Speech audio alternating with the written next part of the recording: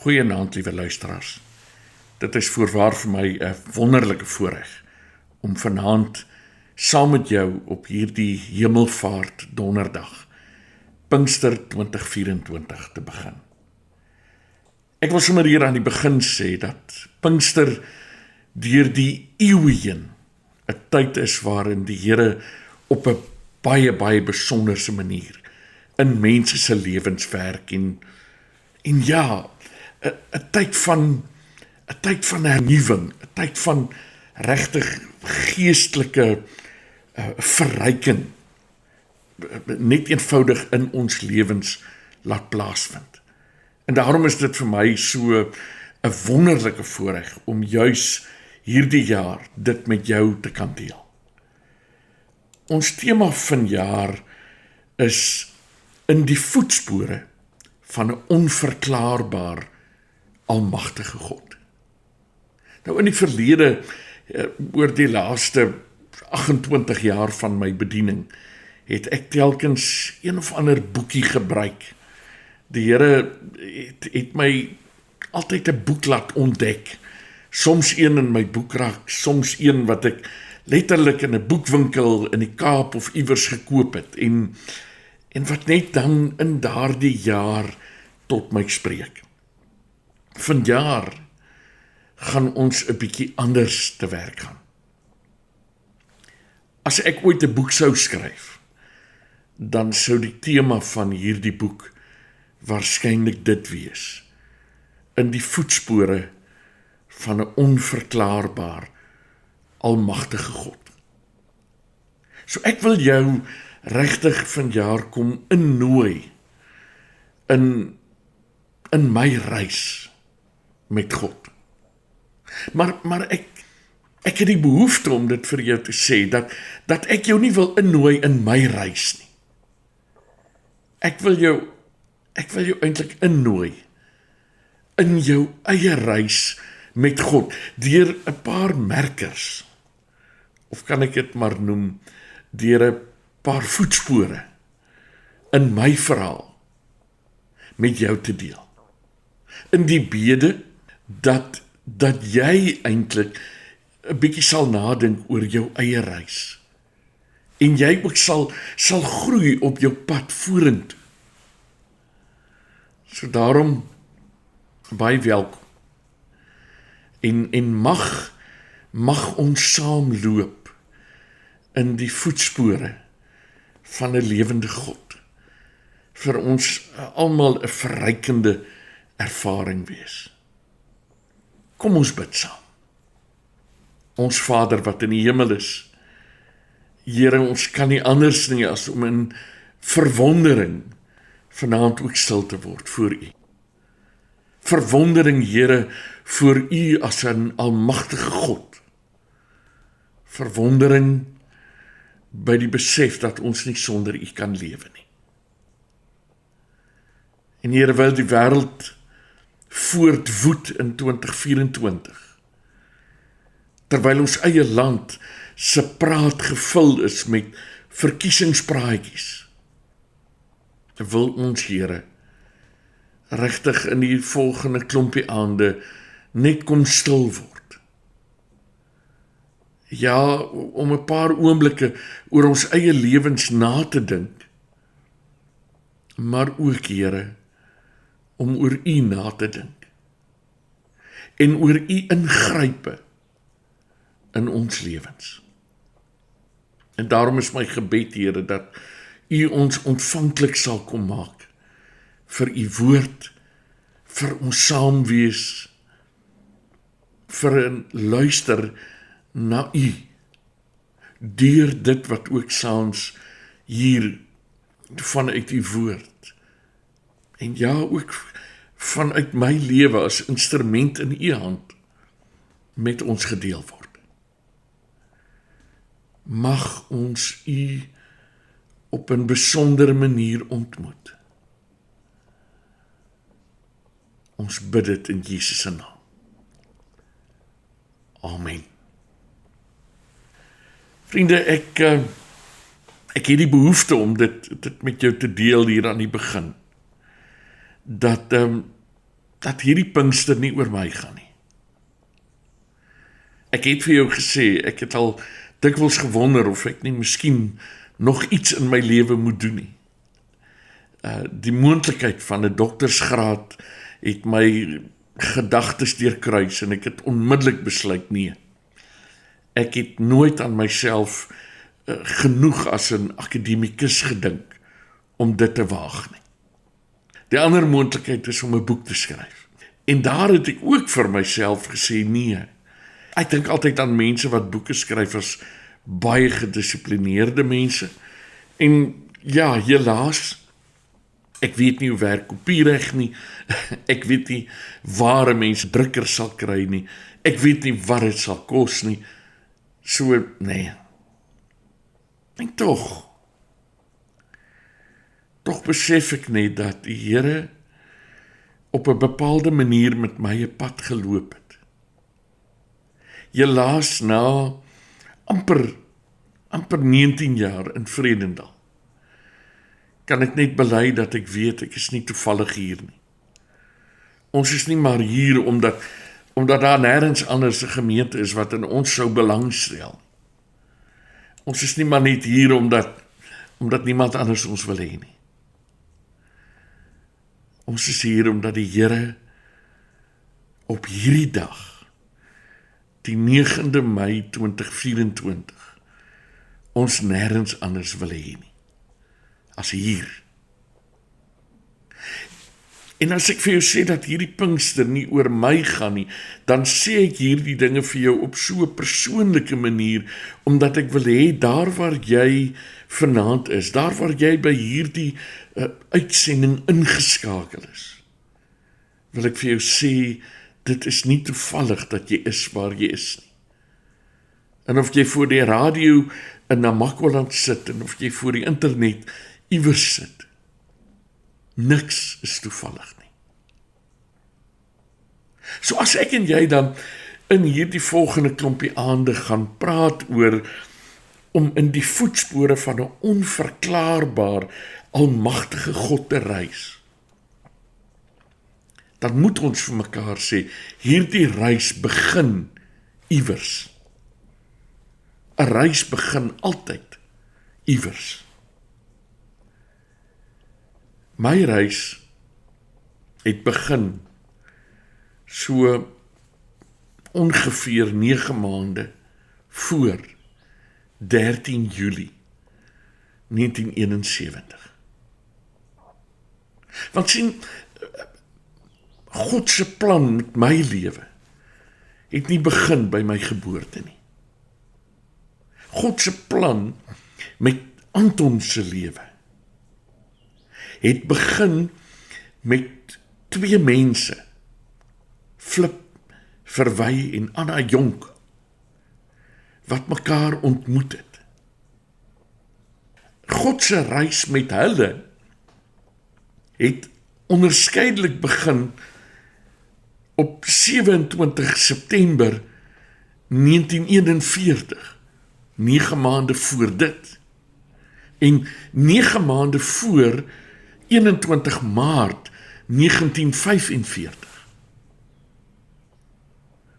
En dis omtrent so ver as wat ek dit kan vat. Al weet ek om eintlik reg te laat geskied aan dit wat ek vir jou probeer sê, moet ons nog verder teruggaan. Ek is nie toevallig Flip en Anna Verwy se seun nie. God het dit so bedoel. En moenie my woord vir dit vat nie. Daarom is ons eerste tema vanaand, ek ken jou vanuit jou moederskoot. Vriende, dan is daar baie plekke in die Bybel waar ons die verhaal kan begin, maar my en jou verhaal word ek dink die beste saamgevat in Psalm 139. En ek lees vir ons 'n paar verse uit hierdie aangrypende psalm. Here, U sien dwars deur my. U ken my. Of ek sit en of ek opstaan, U weet dit. U ken my gedagtes nog voordat hulle by my opkom. Of ek reis en of ek oorbly, U bepaal dit. U is met al my paaie goed bekend. Daar is nog nie 'n woord op my tong nie, of U, Here, weet wat dit gaan wees. U omsluit my van alle kante. U neem my in besit. Die wete oorweldig my. Dit is te hoog vir my begrip.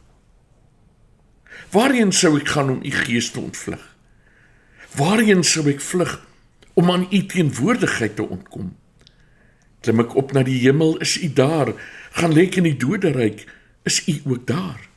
Vlieg ek na die ooste, of gaan woon ek in die verre weste? Ook daar lei U hand my. Hou U regterhand my vas. Vers 13. U het my gevorm, my aan mekaar geweef in die skoot van my moeder. Ek wil U loof, want U het my op 'n wonderbaarlike wyse geskep. Wat U gedoen het, vervul my met verwondering. Dit weet ek seker. Geen been van my was vir U verborge toe ek gevorm is, waar niemand dit kon sien nie. Toe ek aan mekaar geweef is, diep in die moederskoot. U het my al gesien, toe ek nog ongebore was. Al my lewensdae was in U boek opgeskryf, nog voordat ek gebore is. Hoe wonderlik is U gedagtes vir my, o God. Hoe magtig hulle almal. Vriende, op skool was skynat een van my absoluut gunsteling vakke. Sommige mense weet dit, ek was sterk op pad om in iets soos chemiese ingenieurswese te gaan studeer, toe die Here my geroep het, om uiteindelik my aansoek, wat reeds goedgekeur was, by Stellenbosch Universiteit te verander, na teologie. Nou, ons onderwyser, meneer Kreur, het 'n geweldige invloed gehad op my liefde vir skynat. Hy het my belangstelling in die vak geprikkel. Maar een ding, wat ek maar van meneer Kreur kan sê, en miskien hoor hy eendag hierdie boodskap, en daarom wil ek hom op geen manier te nakom nie. Een van die dinge wat ek goed onthou is, dat sy eksperimente nooit gewerk het nie, of weinig gewerk het. En wat ek daarmee bedoel is dat hy het hierdie eksperimente gedoen, sekuur, noukeurig, soos wat dit in die handboek beskryf was. Maar om een of ander rede, wanneer hy hierdie chemiese stowwe bymekaar gesit het, as die handboek gesê het dit moet groen word, dan het syne oranje geword. As syne moes wit word, het dit blou geword. En dit sê dat hy nie geweet het wat hy doen nie. Dit het net nie gewerk nie. Ek sê dit vir jou nie om meneer Kreur, soos ek reeds gesê het, in 'n swak lig te stel nie. Ek sê dit vir jou, omdat daagliks wetenskaplikes dinge bymekaar meng. Ek bedoel, 'n groot deel van die wêreld waarin ek en jy leef vandag, is kan ons maar sê, die handewerk van wetenskaplikes. Medisyne, chemo, kos, geure, plastiek, metaal, noem op. En tog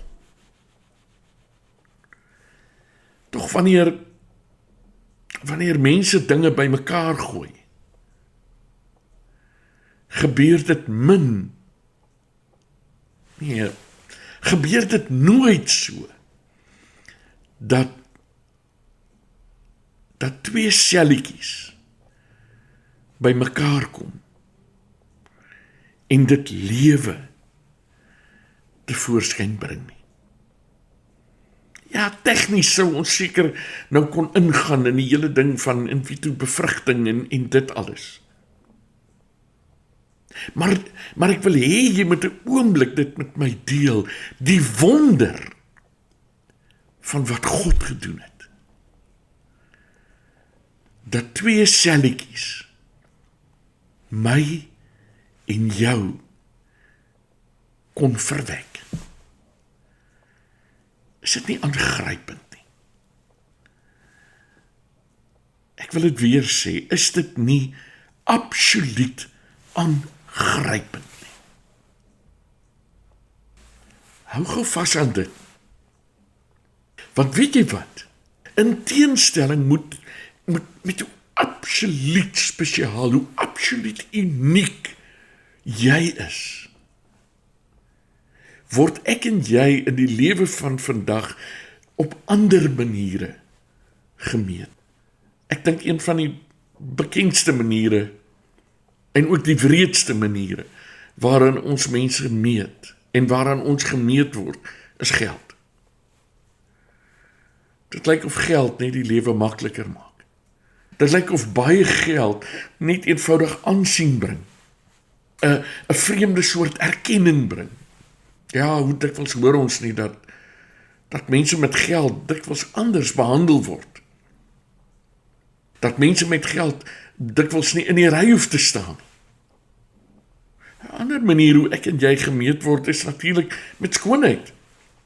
Ek bedoel, die skoonheidsbedryf is 'n multimiljoen dollar wêreldwye bedryf. En daar kan nie genoeg advertensies uitgereik word oor wat ek en jy moet aantrek en hoe ons gesigte en ons lywe en ons liggame moet lyk nie. Mense spandeer ure in die gym. Hulle spandeer ure in 'n sonbad voor die Desember vakansie, want wie wil nou bleek by die see opdaag? Weer word miljoene rande spandeer om wat ons beskou as die negatiewe uitwerking van ouderdom, om dit te werk. Baie keer hoor ons van besighede wat eerder mooi mense as vaardige mense in diens wil neem. En so word ek en jy ingesleep. En as ek dit nou maar direk vertel, die rotresies van die wêreld. Ons moet meer geld verdien. Ons moet beter na onsself kyk. Ons moet in 'n groter huis woon, in 'n beter voertuig ry, op 'n meer eksotiese plek gaan vakansie hou. Want dit sê die wêreld is waaraan my en jou waarde gemeet word. Nou wil ek myself eintlik in die rede val en sê, ek sê nie dis nie reg om te kyk wat jy eet nie, om jou liggaam op te pas nie. Die Bybel praat van ons liggaam as 'n tempel van die Here. So ja, verseker het ons seker een of ander verantwoordelikheid teenoor ons liggaam en teenoor hoe ons lewe. Maar vriende, kom ons sê dit vir mekaar.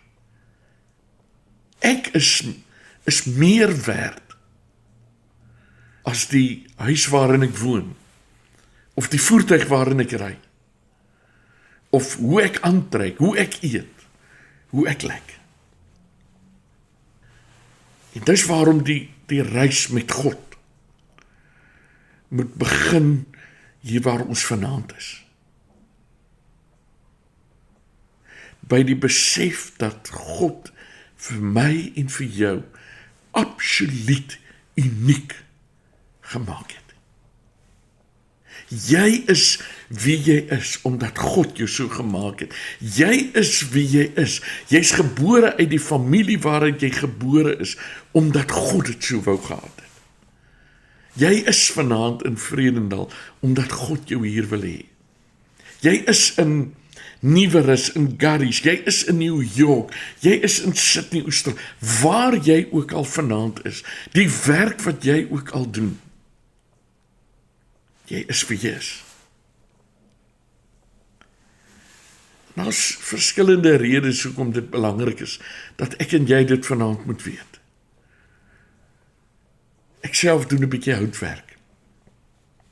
En elke keer as ek iets maak wat die moeite werd is, ek praat nou nie van sommer net 'n kleinigheid wat ek as 'n gebruiksartikel gou net doen nie, maar as ek iets maak wat die moeite werd is, dan pas ek dit op.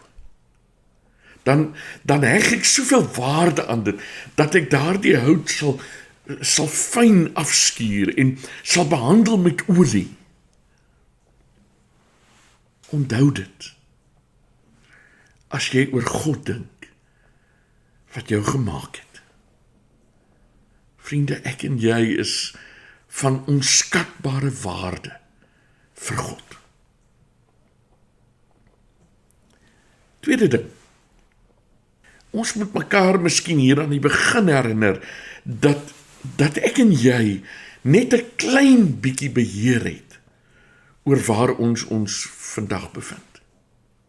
Ons sal altyd leef in hierdie spanningslyn tussen God se plan met ons lewens en die feit dat ons keuses maak. God het dit goed gedink dat ons nie 'n robot is nie.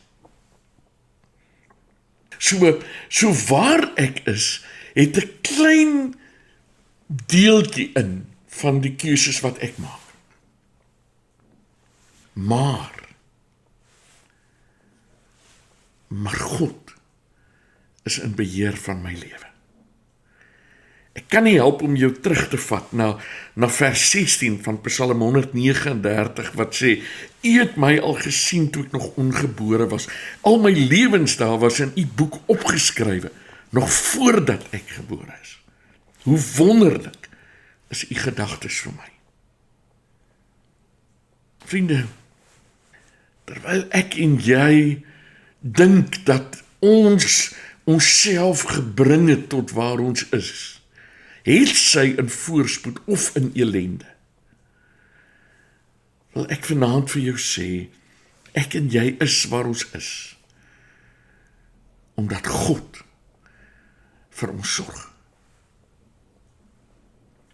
En die derde ding, 'n almagtige God word nie verras nie. Luister mooi. God gee aan my en jou die vermoë om te kies, maar geen keuse wat ek en jy maak verras vir God nie. Ook nie slegte keuses. Ook nie as jy 'n swak keuse maak wat ingryp in my lewe, is God onkant betrap nie. Luister mooi. Want selfs nie ons dood